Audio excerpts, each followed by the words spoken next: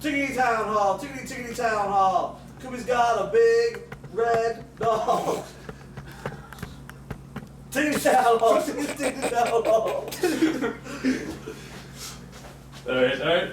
Hello! And welcome to Town Hall Heroes episode number 84, live from BlizzCon 2015. My name is Solid Jake. We're in a hotel. This is not a normal episode.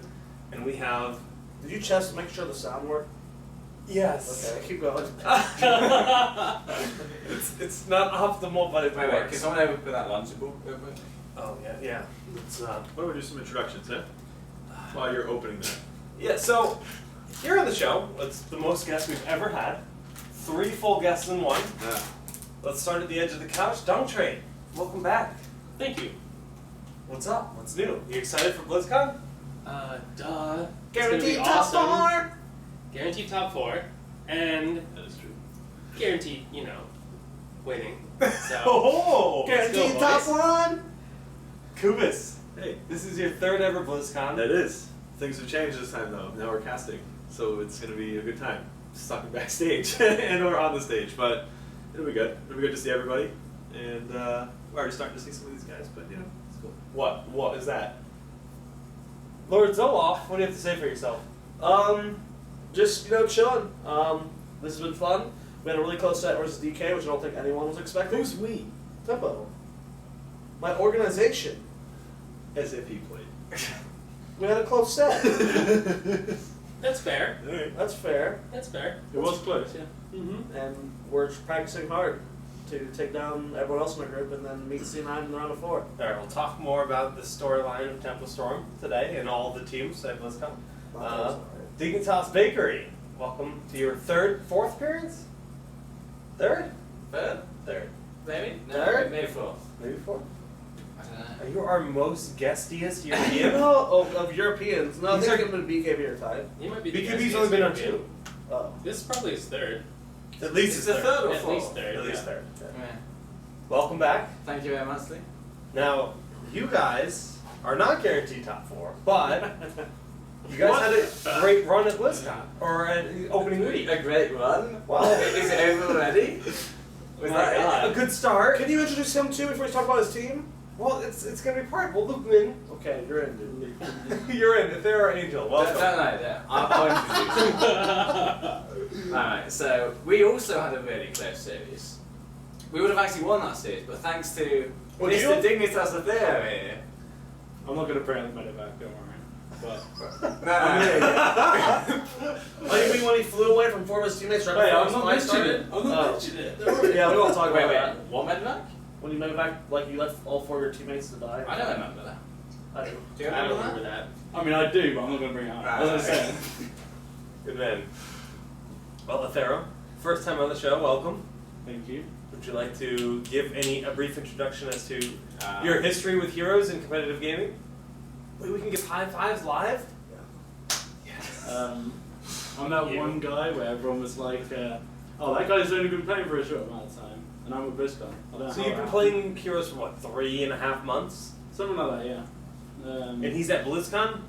Look up to him, nerds. Look up to him? That's just Europe, man. Oh, I knew that was coming. the The moment he started talking about it, I knew it was over. There's no chill with this guy. No. 0 to 60. So, This guy. this is obviously not a normal episode of Town Hall. We're on a couch in a hotel, recording it on a camera, and I hope it sounds decent, but we're really just going to talk about BlizzCon. We're not talking about Tickety meta. Town Hall. Right. Nice. Professional. We were doing so we were doing What are we doing so here? well. And then Jared. Don't blame all that on me. That's like 50% on you now, Jay. Wrap it up, buddy. Wrap it up. Let's go. Anyways, which Lunchable do you prefer? I mean, Cheddar's awesome. Cheddar? But the Swiss is good too. Okay. Sponsored by Lunchables. We want Town to. Hall Heroes, episode 84. Anyways, so let's talk about opening week. Coming into the event, the big story is these Korean players that are invincible, right? Last time we saw MGA Grand Finals Tempo just getting bodied by MP Black, Mhm. and now DK is a team that that went above and beyond. They smashed MVP Black. They qualified for BlizzCon, and they are not invincible. And they lost to MVP in the WCA qualifier. Yeah. So, the story of DK is they nearly lost to Tempo Storm. Tempo Storm coming into the event, most people would say that they were the weakest team here out of all 8 teams. No. Yeah. No. No. Well, everyone knew Gia was worse. Okay. From Taiwan. Okay, alright. So the Taiwanese team. 7th, thank Pretty you. close. But still, expectations were quite low for Tempo Storm regardless, based on all the recent drama and just differences within the team. But what were your thoughts on the games? Did you think Tempo played well, or do you think DK played bad? It's actually really hard to observe any game and like give an honest opinion about that because pretty much every game as a pro when you're watching a game you're like, God, they played bad. And you think that about everyone, even your own team when you watch it. So it's hard to say, honestly. Those were really nice. Honestly, I thought the second game, DK tried to hide strategies. That draft was awful. They definitely tried to hide stuff in That draft was garbage. And even their play with that draft was just awful. It looked like they weren't trying. And Tempo obviously punished them for that. Game 3, it was also super close. I think DK played pretty bad, but Tempo did have some nice moments as well on Sky Temple. What did you think of the Sky Temple game? Was it Zuna being in a position that cost them the game? What did DK outplay them? Like was the Rainer build some kind of brilliance that was just designed to punish Zeratul? What were your thoughts?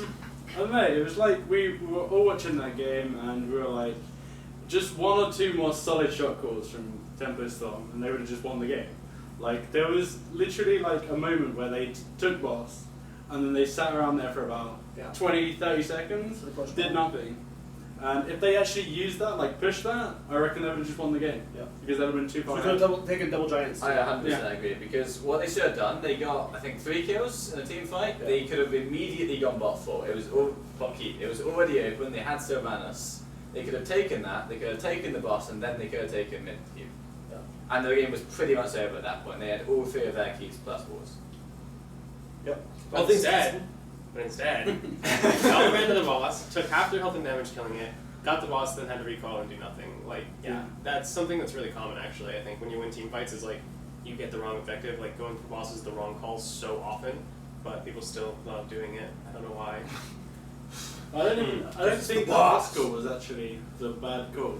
It was the fact that they'd won the team fight, then they dove to fort mid lane instead of just coming back, taking the that boss, too. Yeah. and then If they took the boss, they could have used it. But Yeah. the amount of time that they took doing nothing at all before taking the boss just Mhm. meant it was useless. Yeah. Well, Jared, as their manager, were you happy with the results? Do you think the team played well? Yeah. How does the team feel about the results after nearly beating DK? I'm going to make sure the camera is in fact framed. Talk. Yeah. Yeah. I think we weren't expecting to do that well. We were expecting it. Half of us were expecting us to have a chance. The other half thought we were going to get crushed. Some members on our team thought DK was the better team of MVP Black, which they're silly for thinking that. I agree. So I think we had a good. I thought we had a chance going into it. Is the team happy with the Yeah, results? yeah, they were really happy with those results because we know we can beat them now. So, just kind of to preface before the event, looking at, we've been here for quite a while. We've been here for more than a week now. And Blizzard and ESL have a whole practice area set up where it's like a warehouse with just computers for every Heroes player, every Hearthstone player, every StarCraft player, and every World of Warcraft player.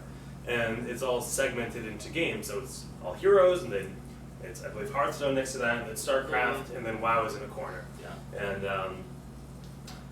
it's kind of hard to hide your strats. Yeah. So what was happening is when all of the teams were practicing before opening week, which was on Wednesday, a lot of teams were just throwing their games. But Well, do you think this? What do you? That's not. They weren't necessarily throwing them. They were hiding strategies. They were definitely hiding strategies. Yeah. Drafting Yeah. was like. Yeah. I even heard some players say at specific points like, "Oh, we definitely know we should draft this X hero instead. Let's pick Mazibo or something. Something that's not at all in the meta." right? And maybe that was you guys. I can't remember who said it was.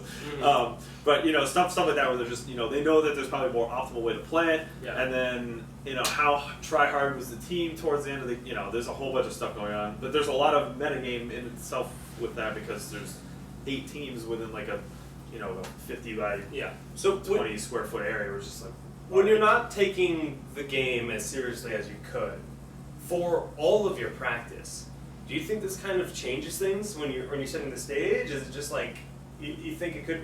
Because just for perspective, I know that Na'Vi in particular was losing a lot when it came to their practice games. They were just getting stomped, and everybody was sandbagging.